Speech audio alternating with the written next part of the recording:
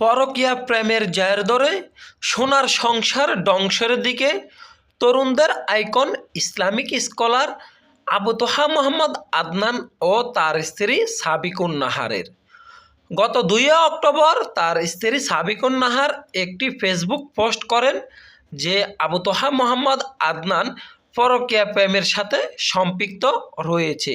তাৎক্ষণিক যখন সামাজিক যোগাযোগ মাধ্যম ফেসবুকে পোস্টটি ভাইরাল হয়ে যায়, তার কিছুক্ষণের মধ্যেই সাবিকুন নাহার পোস্টটি ডিলিট করে দেন। কিন্তু গত 13 অক্টোবর সাবিকুন নাহার সেই পোস্টকেই ইঙ্গিত করে এবং নতুন কিছু সম্পৃক্ত করে আবু তোহা মোহাম্মদ আদনান পরকীয়া প্রেমের সাথে সম্পৃক্ত রয়েছেন এবং তিনি বিমানবালার সাথে পরকীয়ায় লিপ্ত রয়েছেন এমনটাই পোস্ট করেছিলেন। এই বিষয় নিয়ে আবু তোহা মোহাম্মদ আদনান খুবই ক্ষুব্ধ হন এবং তিনি বেশ কিছু কসম খেয়েও বলেন তিনি এসব কাজে সম্পৃক্ত নয়। তার নামে সম্পূর্ণ মিথ্যা বানোয়াট কথা তুলে ধরা হয়েছে।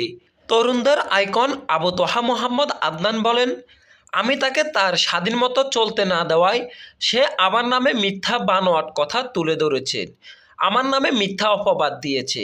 আমি কখনোই এমন কোনো সম্পর্কের সাথে সম্পৃক্ত হইনি, কিন্তু এখন আমার স্ত্রী আমার নামে মিথ্যা বানোয়াট কথা তুলে ধরেছেন।